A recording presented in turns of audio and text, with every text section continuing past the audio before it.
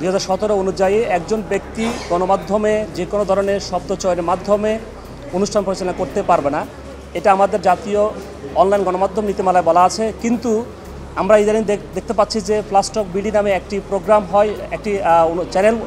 সেই চ্যানেলে তমা রশিদ নামে একজন উপস্থাপিকা, তিনি বিভিন্ন সময়ে বিভিন্ন টিকটকার এবং বিভিন্ন ধরনের আপনার হচ্ছে কি অভিনেত্রী ধরে নিয়ে এসে বিভিন্ন শব্দ চয়ন করে এবং এই শব্দগুলো বাংলাদেশের সামাজিকতার সাথে সম্পূর্ণ অসঙ্গতিপূর্ণ। তিনি বিভিন্ন শব্দ চয়ন করে যে শব্দগুলো অশ্লীলতা পরিপূর্ণ এবং কুরুচিপূর্ণ। আমাদের বাংলাদেশের বর্তমান যে জাতীয় অনলাইন গণমাধ্যম নীতিমালা আছে, এই নীতিমালার 3.6.3-এ বলা আছে যে শিশুদের মনস্তাত্ত্বিক, মানবিক এবং নৈতিক গঠনকে নেতিবাচক প্রভাবিত করে এমন ধরনের অশ্লীল, তথ্যগত ভুল ও ভাষাগতভাবে অশোভন এবং সহিংসতামূলক অনুষ্ঠান প্রচার সম্পর্কে সতর্কতা অবলম্বন করতে হবে। তিনি এই নীতিমালা লঙ্ঘন করেছেন। এবং আরও একটি নীতিমালা, সেটি হচ্ছে 3.6.5। এখানে বলা আছে যে কোনো প্রকার অশোভন উক্তি বা আচরণ করা এবং অপরাধীদের কার্যকলাপের কৌশল প্রদর্শন করা যা অপরাধ সংগঠনের ক্ষেত্রে নতুন পদ্ধতি প্রবর্তনের সহায়ক হতে পারে এমন দৃশ্য প্রচারের ক্ষেত্রে সতর্কতা অবলম্বন করতে হবে। কিন্তু দুঃখের বিষয়, এই উপস্থাপিকা বিভিন্ন সময়ে বিভিন্ন ব্যক্তিকে যে শব্দ চয়নের মাধ্যমে যে অশ্লীলতা, কুরুচিপূর্ণ সামাজিকতা এবং পরিবার এবং নৈতিক মূল্যবোধের অবক্ষয় সৃষ্টিকারী শব্দগুলো মাধ্যমে অনুষ্ঠান পরিচালনা করে, যেটি আমাদের জন্য বাংলাদেশের একটি আবহমান প্রকৃতির আবহমান কাল থেকে যে বাংলাদেশের যে সামাজিকতা রয়েছে সেটি লঙ্ঘন হচ্ছে। এটা বন্ধ করার জন্য আমি একজন বাংলাদেশ সুপ্রিম কোর্টের আইনজীবী হিসেবে, একজন জাতির বিবেক হিসেবে আমি আমার আজকের এই নোটিশ প্রদান করেছি, যাতে তিনি কোনো অবস্থাতে আর এই ধরনের অশ্লীল শব্দ চয়ের মাধ্যমে অনুষ্ঠান পরিচালনা করতে না পারেন।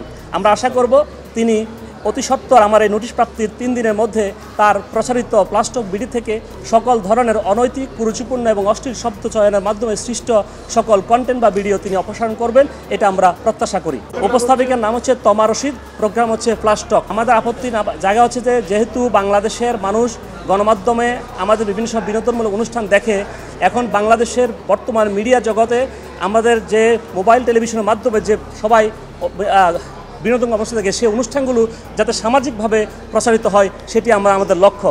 যাতে এমন কোনো ধরনের অশ্লীল শব্দ যাতে চয়ন না করে, কোনো অনুষ্ঠান না করে, এটা আমরা চাই। আমরা চাইব যে গণমাধ্যম কর্মী যারা আছেন তারা অবশ্যই তাদের নৈতিকতা বজায় রেখে এবং জাতীয় সম্প্রচার নীতিমালা বজায় রেখে তারা অনুষ্ঠান করবেন, এটা আমাদের প্রত্যাশা।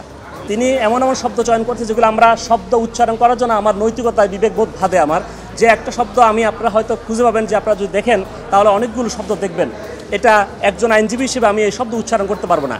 তিনি বিভিন্ন ধরনের ডুয়েল শব্দ উচ্চারণ করে, যে শব্দের দ্বৈত অর্থবোধক আছে, যে হয়তো পজিটিভলি দেখা যাচ্ছে আমি এটা মনে হচ্ছে একরকম, বাট বাস্তবে দেখা যাচ্ছে এই শব্দগুলো এর অর্থটা ভিন্ন অর্থ দাঁড়াচ্ছে, যাতে আমাদের শিশু, কিশোর এবং নারী এবং আমাদের বৃদ্ধ ব্যক্তি যারা এই ধরনের অনুষ্ঠানগুলো দেখে, অনেক সময় অনিচ্ছাকৃত দেখতে হয়, কারণ মোবাইলে টিপতে গেলে আপনার চলে আসেছে, মোবাইলে স্ক্রল করতেছে, আমরা এই অনুষ্ঠান চলে আসে। তাহলে এটা আমরা কখনো অ্যাভয়েড করতে পারছি না।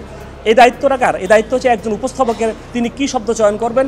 এবং আমাদের বাংলাদেশ সংবিধানের আর্টিকেল 39 অনুযায়ী বলা আছে যে চিন্তা ও বিবেকের স্বাধীনতা, কিন্তু এখানে এই সংবিধানের প্রথম শব্দ হচ্ছে যে আপনাকে আইন বহির্ভূত কোনো কাজ করতে পারবে না, অর্থাৎ আইনের আলোকে তিনি শব্দ চয়ন করতে পারবেন। আমার চাইলে আমি শব্দ চয়ন করতে পারবো না, এটা আমার নৈতিকতা এবং আইন